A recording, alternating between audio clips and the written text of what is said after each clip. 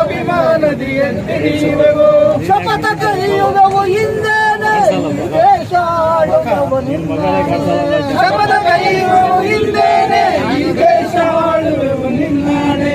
ಬಹುಜನ ನಾಯಕ ಜಯ ಭೀಮ ಅಮರಗೊಳಿಸುವೆವು ನಿನ್ನ ನಾಮ.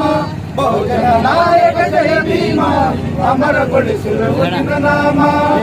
ಈ ಮನದಲ್ಲಿ ತಂದದ ಕೋಟೆ ನಿಮ್ಮ ಹೋರಾಟದ ಕೀರ್ತಿ, ಈ ಮನದಲ್ಲಿ ತಂದಿದೆ ಸ್ಫೂರ್ತಿ. ಶಪಥ ಕೈಯುವವು ಹಿಂದೇನೆ ಈ ದೇಶ ಆಳುವೆವು ನಿನ್ನಾಣೆ. ಶಪಥ ಕೈಯುವವು ಹಿಂದೇನೆ ಈ ದೇಶ ಆಳುವೆವು ನಿನ್ನಾಣೆ. ಬಹುಜನ ನಾಯಕ ಜಯ ಭೀಮ ಅಮರಗೊಳಿಸುವೆವು ನಿನ್ನ ನಾಮ. ಬಹುಜನ ನಾಯಕ ಜಯ ಭೀಮ ಅಮರಗೊಳಿಸುವೆವು ನಿನ್ನ ನಾಮ. ಲೋಕದಿಂದ ನೀವು ಸಂವಿಧಾನ ಶಿಲ್ಪಿ ಬಾಬಾ ಸಾಹೇಬ್ ಅಂಬೇಡ್ಕರ್ಗೆ, ಕರ್ನಾಟಕ ದಲಿತ ಸಂಘರ್ಷ ಸಮಿತಿ ಹೋರಾಟಕ್ಕೆ, ಕರ್ನಾಟಕ ದಲಿತ ಸಂಘರ್ಷ ಸಮಿತಿ ಹೋರಾಟಕ್ಕೆ, ಅಣ್ಣ ಮಾವಳ್ಳಿ ಶಂಕರ್ಗೆ, ಅಣ್ಣ ಮಾವಳ್ಳಿ ಶಂಕರ್ಗೆ. ಸಂವಿಧಾನ ಶಿಲ್ಪಿ ಬಾಬಾ ಸಾಹೇಬ್ ಅಂಬೇಡ್ಕರ್ಗೆ, ಸಂವಿಧಾನ ಶಿಲ್ಪಿ ಬಾಬಾ ಸಾಹೇಬ್ ಅಂಬೇಡ್ಕರ್ಗೆ, ಮಹಾಮಾನವತೆವಾದ ಬಾಬಾ ಸಾಹೇಬ್ ಅಂಬೇಡ್ಕರ್ಗೆ, ಭಾರತ ರತ್ನ ಬಾಬಾ ಸಾಹೇಬ್ ಅಂಬೇಡ್ಕರ್ಗೆ, ವಿಶ್ವಜ್ಞಾನ ಭಾರತ ದಲಿತ ಸಂಘರ್ಷ ಸಮಿತಿ ಹೋರಾಟಕ್ಕೆ.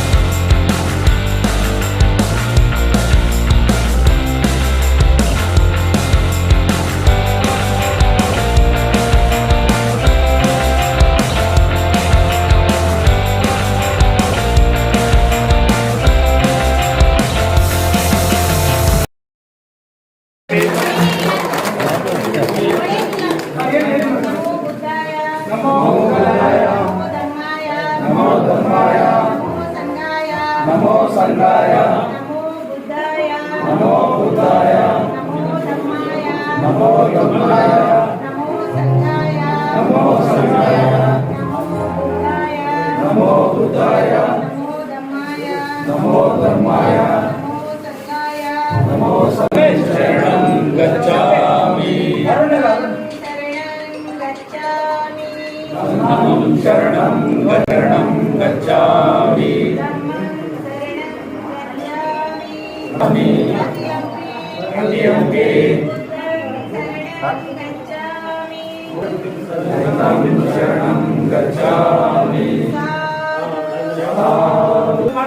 ಎಲ್ಲ ಬಂದ್ರಿ ಎಲ್ಲ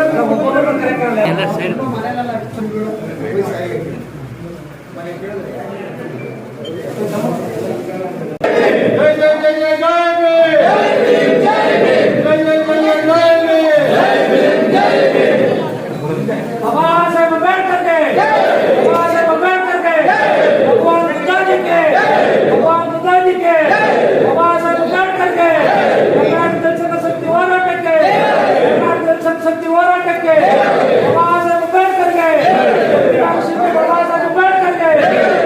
ಶಿಲ್ಪಿ ಬಾಬಾ ಸಾಹೇಬ್ ಅಂಬೇಡ್ಕರ್ಗೆ, ಮಾವಳ್ಳಿ ಶಂಕರಣ್ಣನವರ ಹೋರಾಟಕ್ಕೆ.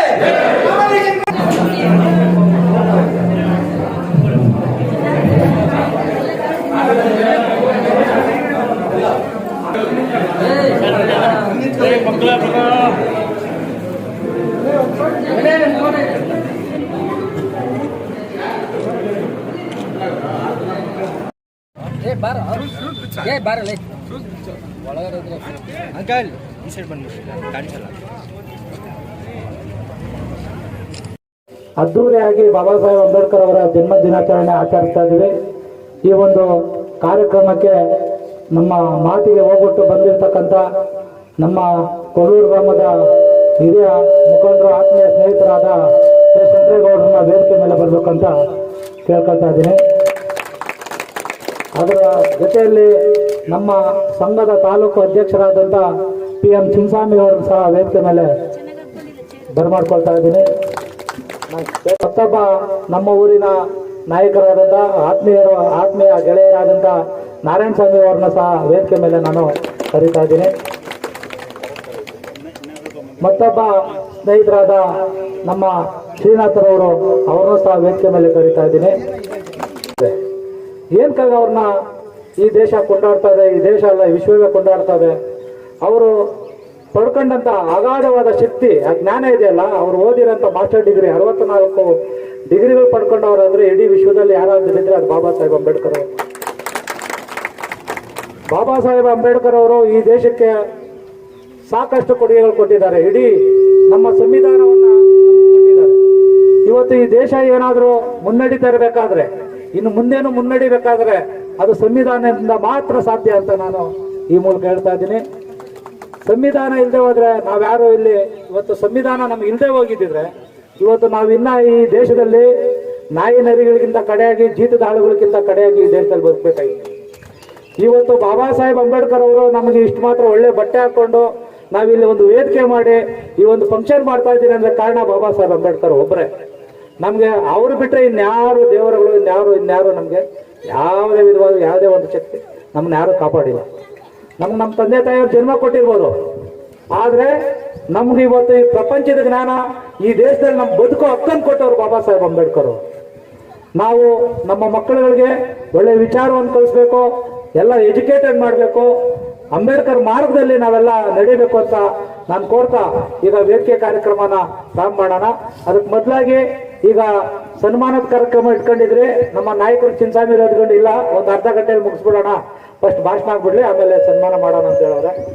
ಅದೇ ನಾನಾಗ ಚೇರ್ಮನ್ ಆಗಿದ್ದೆ, ಈಗ ಇಡೀ ಪಂಚಾಯತ್ ಗ್ರಾಮ ಪಂಚಾಯತಿ ಅಧ್ಯಕ್ಷನಾಗಿದ್ದೆ.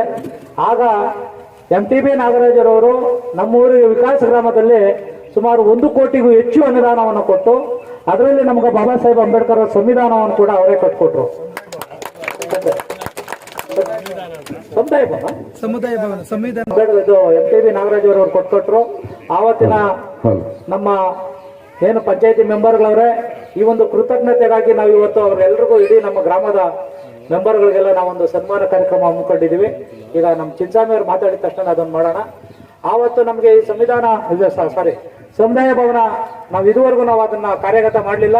ಇನ್ನು ಮುಂದೆ ಆ ಸಮುದಾಯ ಭವನವನ್ನ ನಾವು ನಮ್ಮ ಮಕ್ಕಳ ಮುಂದಿನ ಭವಿಷ್ಯಕ್ಕಾಗಿ, ನಮ್ಮ ಕಾರ್ಯಚಟುವಟಿಕೆಗಳಿಗಾಗಿ, ನಮ್ಮ ಸ್ತ್ರೀಶಕ್ತಿಗಳಾಗಲಿ ಬೆಳೆಸೋದಕ್ಕಾಗಿ, ನಮ್ಮ ಬಡ ಹೆಣ್ಣು ಮಕ್ಕಳಿಗೆ ಅಲ್ಲೇನೋ ಒಂದು ಟ್ರೈನಿಂಗ್ ಕೊಟ್ಟು ಟೈಲರಿಂಗು ಮತ್ತು ಇನ್ನೊಂದು ಅದು ನಮ್ಮ ಕಾರ್ಯಚಟುವಟಿಕೆಗಳು ಮಾಡಿಕೊಂಡು ಮತ್ತೆ ನಮ್ಮ ಮುಂದೆ ಬರ್ತಕ್ಕಂಥ ವಿದ್ಯಾರ್ಥಿಗಳಿಗೆ ಇಲ್ಲೊಂದು ಟ್ರೈನಿಂಗ್ ಕೊಟ್ಟು ಅವ್ರನ್ನ IAS IPS ವಿದ್ಯಾರ್ಥಿಗಳಾಗಿ ಮಾಡೋಣ ಅಂತ ನಾವು ಒಂದು ಕನ್ಸು ಕಟ್ಟಿ ಒಂದು ಭವನವನ್ನು ಇವತ್ತು ನಾವಿಲ್ಲಿ ಓಪನ್ ಮಾಡಿದ್ದೀವಿ. ಅದ್ರ ಜೊತೆಯಲ್ಲಿ ಈಗ ನಮ್ಮ ಒಂದು ಕೊಡುಗೆಯನ್ನ ಸಹ ನಮ್ಮ ನಾಯಕರು ಕೊಡ್ತೀನಿ ಅಂತ ಹೇಳಿದ್ದಾರೆ. ಒಬ್ರು ಕಂಪ್ಯೂಟರ್ ಮತ್ತೆ TV ಎರಡೂ ಸಹ ನಾವು ಕೊಡ್ತೀನಿ ಅಂತ ನಮ್ಮ ವೇದಿಕೆ ಮೇಲೆ ಇರ್ತಕ್ಕಂಥ ನಾರಾಯಣ ಸ್ವಾಮಿ ಮತ್ತೆ ನಮ್ಮ ಶಂಕರೇಗೌಡರು ಒಪ್ಕೊಂಡವ್ರೆ. ಅವರಿಗೆ ನಾನು ಬಹಳ ಈ ಒಂದು ಸಭೆ ಮುಖಾಂತರ ಕೃತಜ್ಞತೆಯನ್ನು ಅರ್ಪಿಸ್ತಾ ಇದ್ದೀನಿ, ಧನ್ಯವಾದಗಳನ್ನು ಸಹ ಹೇಳ್ತಾ ಇದ್ದೀನಿ. ಈಗ ನಮ್ಮ ಈ ಸಭೆಯನ್ನು ಕುರಿತು ನಮ್ಮ ಚಿನ್ಸಾಮಿ ಅವರು ಮಾತಾಡ್ತಾರೆ. 1ನೇ ತಾರೀಕು ಅಂಬೇಡ್ಕರ್ ಅವರ ಜಯಂತಿ ಇತ್ತು.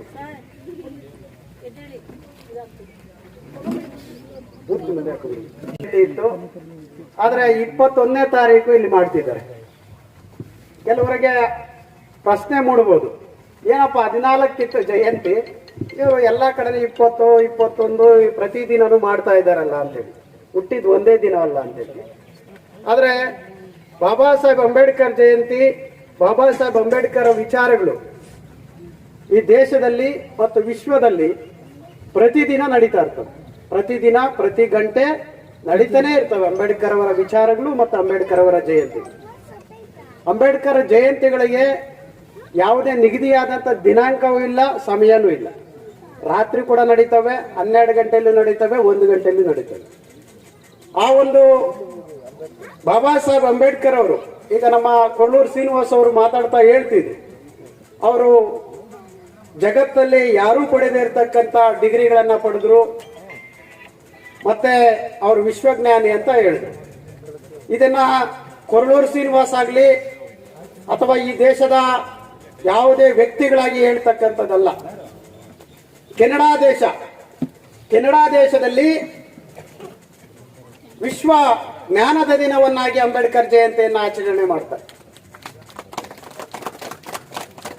ಬೇರೆ ಬೇರೆ ದೇಶಗಳಲ್ಲಿ ಬಾಬಾ ಸಾಹೇಬ್ ಅಂಬೇಡ್ಕರ್ ಅವರನ್ನ ಒಂದು ಸಾಮಾಜಿಕ ಪರಿವರ್ತನೆಯ ಹೋರಾಟಗಾರ, ಸಾಮಾಜಿಕ ಪರಿವರ್ತನೆಗೆ ನಾಂದಿಯನ್ನು ಹಾಡಿದಂತ ವ್ಯಕ್ತಿ ಅಂತೇಳಿ ಅಂಬೇಡ್ಕರ್ ಜಯಂತಿಗಳನ್ನ ಎಲ್ಲ ಕಡೆ ಆಚರಣೆಯನ್ನ ಮಾಡ್ತಿದ್ದಾರೆ. ಆದ್ರೆ ಜಗತ್ತು ಅಂಬೇಡ್ಕರ್ ಅವರನ್ನ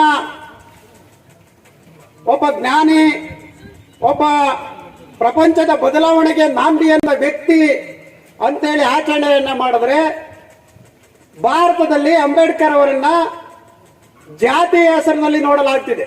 ಇದು ಒಂದು ದುರಂತ. ಬಾಬಾ ಸಾಹೇಬ್ ಅಂಬೇಡ್ಕರ್ ಹೇಳ್ತಾರೆ,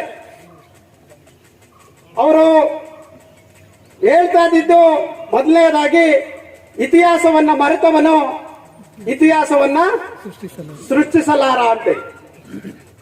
ಏನು ಇತಿಹಾಸ ಅಂದ್ರೆ, ಈ